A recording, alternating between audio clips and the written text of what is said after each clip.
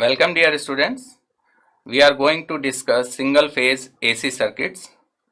Single phase AC, there are two parts, single phase and AC. तो यहाँ पर हम alternating quantities discuss करने जा रहे हैं. Alternating quantities means alternating voltage and alternating currents. Alternating quantities का use आप आने वाले electrical circuits में देखेंगे. इनका बिहेवियर क्या होगा, इन पर बेस्ड डिफरेंट फैक्टर्स जिससे हम डिफरेंट आउटकम्स फाइंड आउट करेंगे. तो इसका मेन ऑब्जेक्टिव है अल्टरनेटिंग क्वांटिटी को इलेक्ट्रिकल सर्किट में इनकॉर्पोरेट करने का. इस पर्टिकुलर टॉपिक का वेटेज एग्जामिनेशन में काफी ज्यादा है. काफी ज्यादा in the sense you will get 1 or 2 questions based on this single phase alternating quantities. Alternating current पे बेस्ड आने वाली जो सब्जेक्ट्स हैं वो network theory, electromagnetic field theory, signals and system, controls and system, communication system. हर एक subject में alternating sources का यूज है. तो इस वजह से इस टॉपिक का इंपॉर्टेंस बहुत ज्यादा हो जाता है. आप आने वाली किसी भी सब्जेक्ट में देखेंगे वहां पर डीसी सोर्सेज यूज नहीं होंगे, हर जगह अल्टरनेटिंग सोर्सेज यूज किए जाएंगे. तो इसका इंपॉर्टेंस बहुत ही ज्यादा है, इसको अच्छे से स्टडी करना है. तो आइए देखते हैं इस टॉपिक में क्या डिफरेंट लर्निंग आउटकम्स हैं. First is expression for the alternating voltages and currents. Means अभी तक हम डीसी पार्ट डिस्कस करते आ रहे हैं. DC means direct current, AC means alternating current. तो यहां पर सिर्फ हम अल्टरनेटिंग करंट डिस्कस नहीं करेंगे, अल्टरनेटिंग क्वांटिटी डिस्कस करेंगे. Quantity means alternating voltage and alternating current. But हम अल्टरनेटिंग करंट या अल्टरनेटिंग वोल्टेज को जनरेट कैसे करेंगे, क्या प्रोसीजर है जनरेट करने का, सबसे पहले हम वो डिस्कस करेंगे. जैसे ही जनरेशन आप सीख जाएंगे देन आफ्टर हम उसमें डिफरेंट फैक्टर्स को डिस्कस करेंगे. Very first objective is expression for the alternating voltages and currents. आपको पता है कि अगर हमारे पास दो मैग्नेटिक पोल हैं, one is north pole and other one is south pole. तो मैग्नेट पोल्स क्या करते हैं, मैग्नेटिक फील्ड जनरेट करते हैं और फील्ड का डायरेक्शन क्या रहता है, फ्रॉम नॉर्थ टू साउथ. इस मैग्नेटिक फील्ड में सपोज हमने एक रेक्टेंगुलर कॉइल को या किसी रेक्टेंगुलर ऑब्जेक्ट को, जो कि वो कॉइल कैसी होनी चाहिए, कंडक्टिंग कॉइल होनी चाहिए, मींस कंडक्शन को सपोर्ट करना चाहिए. तो उस पर्टिकुलर रेक्टेंगुलर कॉइल को अगर हम मैग्नेटिक फील्ड में प्लेस करें देन कॉइल को रोटेट करें. देखिए दो वेज हैं जनरेट करने के लिए, अल्टरनेटिंग वोल्टेज या अल्टरनेटिंग करंट को जनरेट करने के लिए दो तरीके हैं.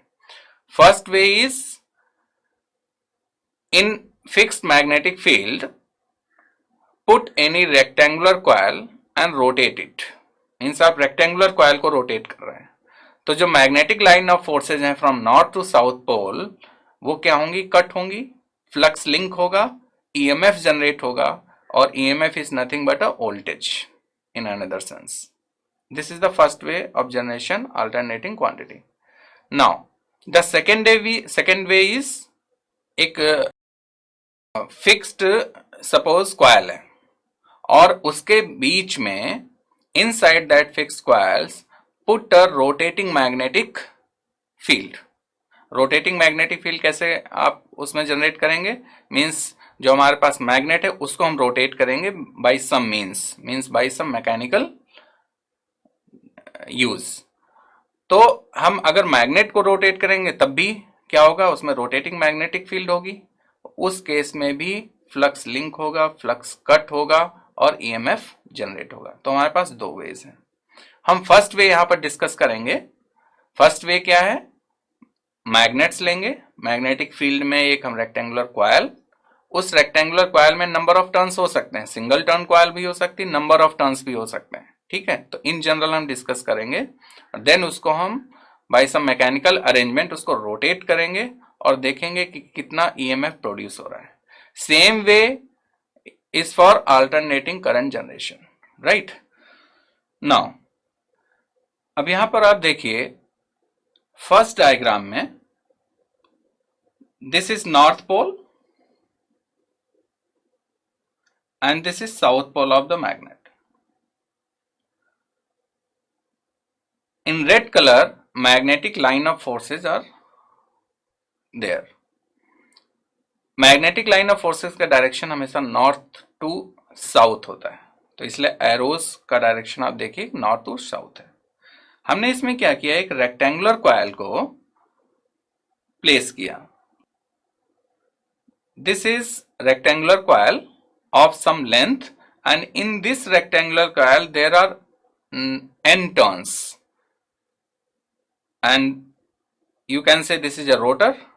There is some mechanical arrangement by which you can rotate this rectangular coil. So when you rotate this rectangular coil, these magnetic line of forces will cut. Obviously आप line जो magnetic line of forces हैं उसको आप interfere कर रहे हैं, तो ये मैग्नेटिक लाइन ऑफ फोर्सेस क्या होंगी, कट होंगी. Due to this there is a linkage of flux, और जब आप इसको हाई स्पीड से या किसी पर्टिकुलर स्पीड से आप रोटेट करेंगे तो यहां पे क्या होगा, ईएमएफ जनरेट होगा. And what is EMF, EMF is nothing but rate of change of flux linkage. तो यहां पर सपोज फ्लक्स कितना लिंक हो रहा है, फाई, तो ई is a EMF, the EMF will be minus d phi by dt, rate of change of flux linkage. Negative sign shows that there is a negative EMF. Okay. In the second diagram you can see here, हमने इसका एक cross sectional view show किया है. Blue colour से जो हमने represent किया, this is rectangular coil placed at some angle from the x-axis, और ये x-axis क्या है, टाइम एक्सिस है. On this x-axis, suppose here this t is 0, this x-axis. Now यहां पर हमने इस रेक्टेंगुलर कॉइल को एक एंगल थीटा पे फिक्स किया है, और इस रेक्टेंगुलर कॉइल को हम कितनी वेलोसिटी से रोटेट कर रहे हैं, सपोज इसको रोटेट कर रहे हैं ओमेगा एंगुलर वेलोसिटी से. Omega is the angular velocity. तो what is the relation between angular velocity and angle? Theta equals to omega t. When t is 0 on this axis, angle will be 0, theta will be 0. Means ये जो rectangular coil है ये x axis के साथ align हो जाएगी, right? Now अब जब इस rectangular coil को आप इस magnetic field में rotate कर रहे हैं तो क्या होगा, इस rectangular coil पे एक flux linkage है. Suppose that flux is phi m, this one. तो ये जो phi m flux linkage है on x axis मैक्सिमम होगा. देखिए इसको हम इक्वेशन से समझने की कोशिश करेंगे. E is the EMF which is defined as rate of change of flux, and this flux is magnetic flux, right? Now suppose there are n number of coils in a rectangular coil, n number of turns in rectangular coil, so this will be d by dt n phi. For single turn n equals to 1.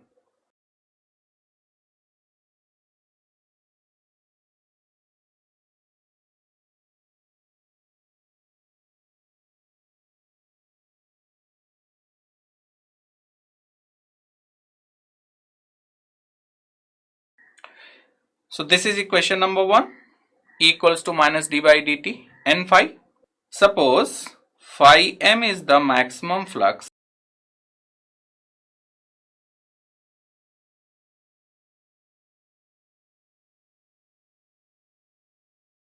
So on x axis, this flux phi will be phi m cos theta,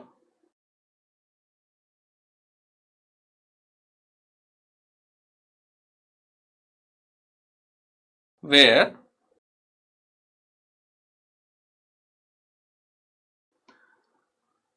theta equals to omega t, and omega is nothing but a angular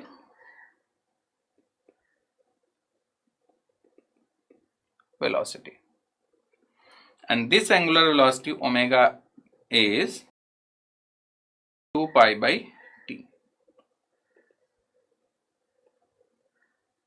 or you can say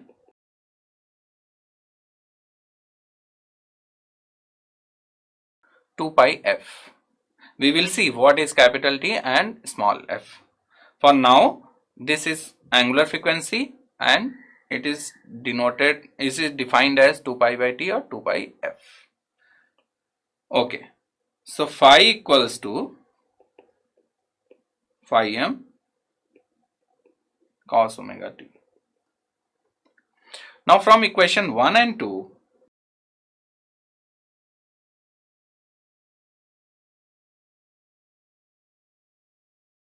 EMF will be, n is constant,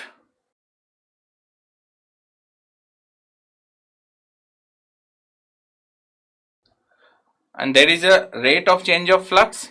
So phi m is the maximum flux, which is also constant.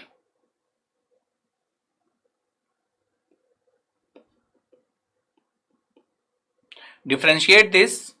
Differentiation of cos omega t is minus sin omega t, and then further you will differentiate omega t part.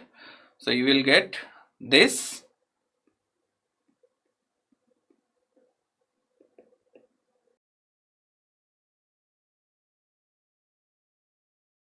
when equation number 3. अब यहां पर आप देखिए when omega t is 90 degree, or you can say theta is 90 degree, then what will happen? This E will become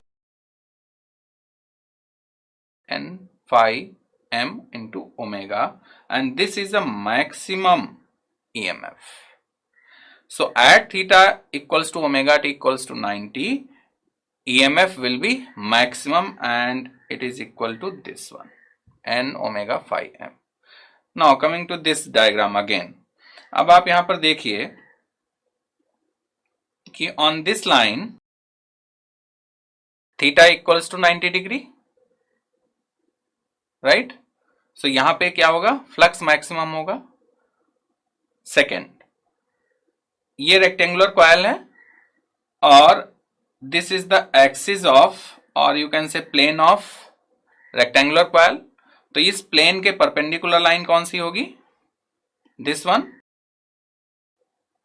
ये perpendicular है to the plane of rectangular coil. तो इस perpendicular के लाइन के क्रॉस आप देखिए along phi equals to phi M cos theta, जो अभी हमने फ्लक्स फाइंड आउट किया. ठीक है, और मैक्सिमम फ्लक्स कहां पर मिल रहा है? Perpendicular to this x axis, there is a maximum flux. Now combine equation number 3 and 4.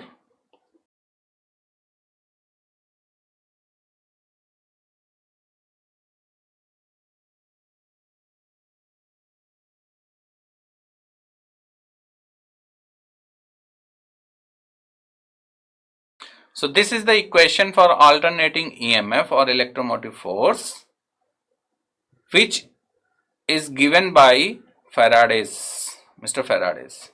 So this is based on Faraday's law of electromagnetic induction. You will see this in magnetic circuit also, this equation. So this is very important equation, and as you know, EMF is nothing but a voltage. So you can write here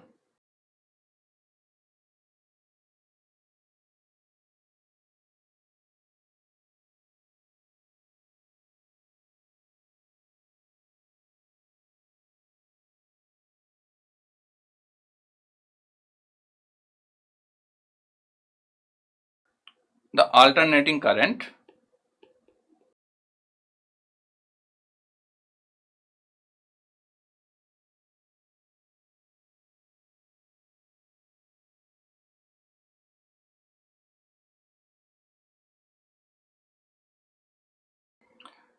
अब आप यहां पर देखिए कि हमने I and V को small notation में represent किया है। आने वाले टाइम में हम देखेंगे कि कौन सी क्वांटिटीज को स्मॉल नोटेशन से रिप्रेजेंट करना है, कौन सी क्वांटिटीज को या किस वैल्यू को हमें कैपिटल से लिखना है और किस वैल्यू को हमें स्मॉल से लिखना है, या फिर किसमें सफिक्स स्मॉल से यूज करना है। तो ये हम देखेंगे, इनके अपने अपने सिग्निफिकेंस है। अभी after some time we will see the notations for current voltage for different values, right? So this is alternating voltage and current equation.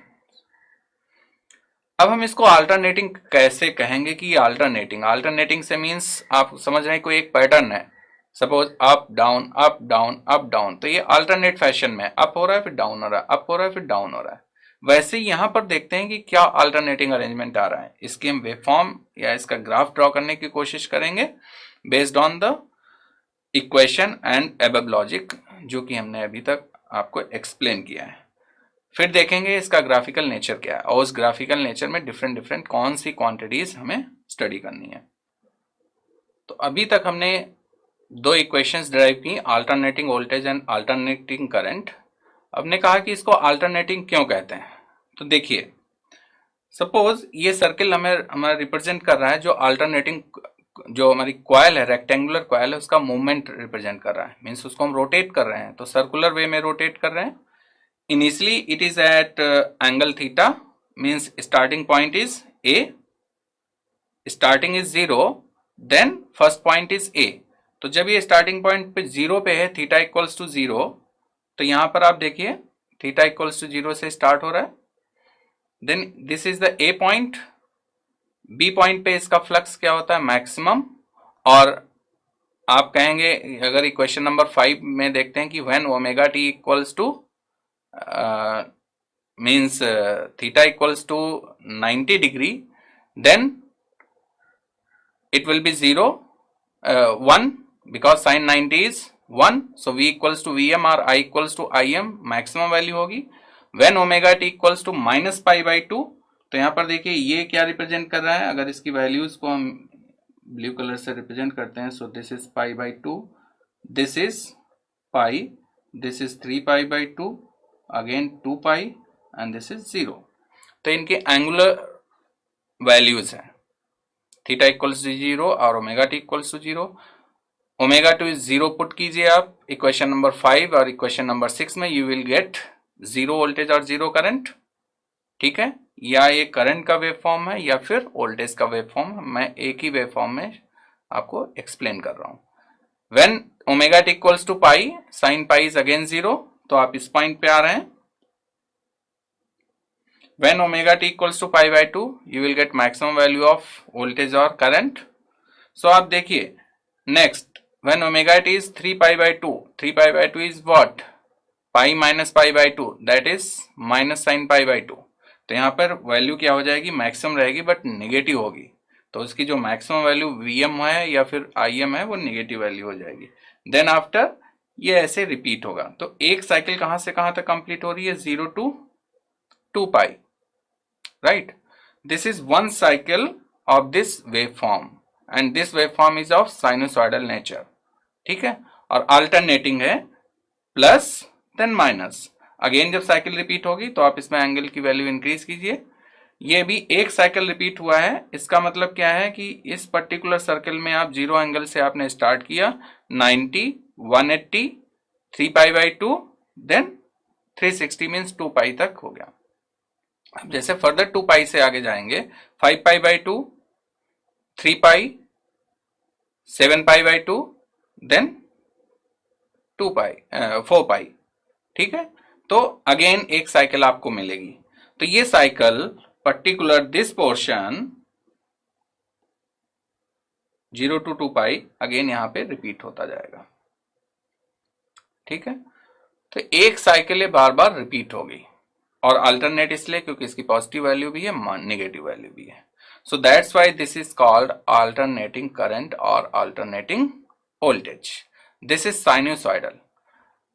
Examination में या फिर आने वाले सब्जेक्ट्स में आप वहां पर साइनोसॉइडल वेवफॉर्म भी मीन्स आपको मिल सकता है, और या फिर रेक्टेंगुलर होगा, या और डिफरेंट टाइप्स की वेवफॉर्म होंगी जो कि हम फर्दर अभी कुछ टाइम के बाद डिस्कस करेंगे।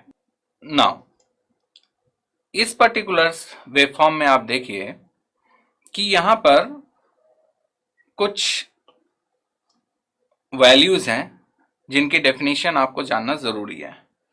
First is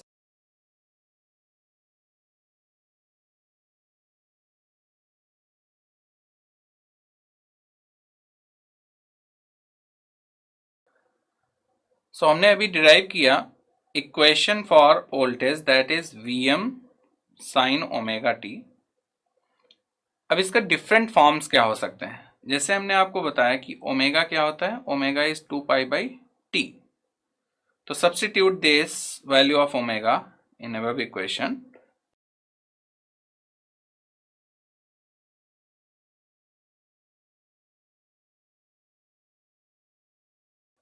This is another form of equation, or omega equals to 2πf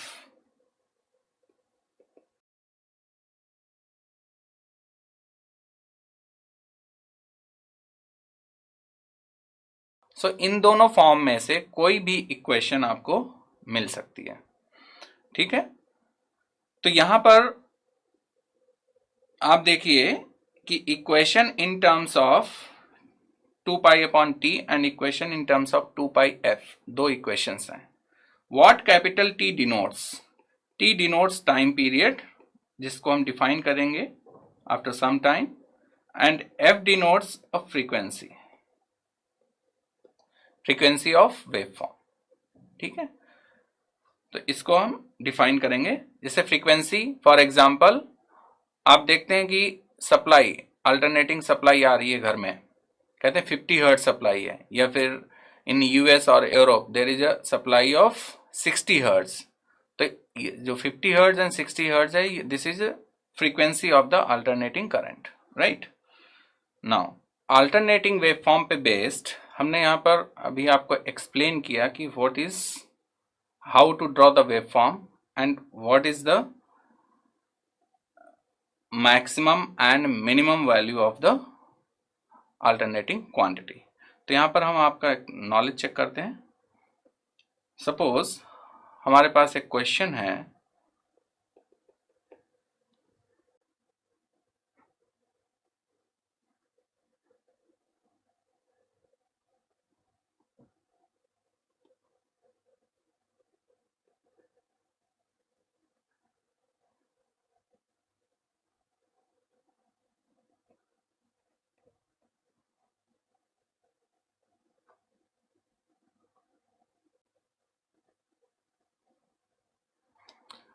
in this question जो भी हमने अभी तक डिस्कस किया है उसके बेसिस पे हमें फाइंड आउट करना है कि इसमें इस वेवफॉर्म की मैक्सिमम एंड मिनिमम वैल्यू कितनी है, राइट। तो देखिए इसमें maximum value is at this point, so maximum value of this waveform is 5a, and where is the minimum value? This is the minimum part of the waveform, so minimum value is -5 ampere। तो यहां पर जो भी हमने अभी तक discuss किया है, आई होप कि आपको समझ में आ गया होगा। नेक्स्ट पार्ट में हम देखेंगे कि what is the difference between DC and AC and it's waveforms.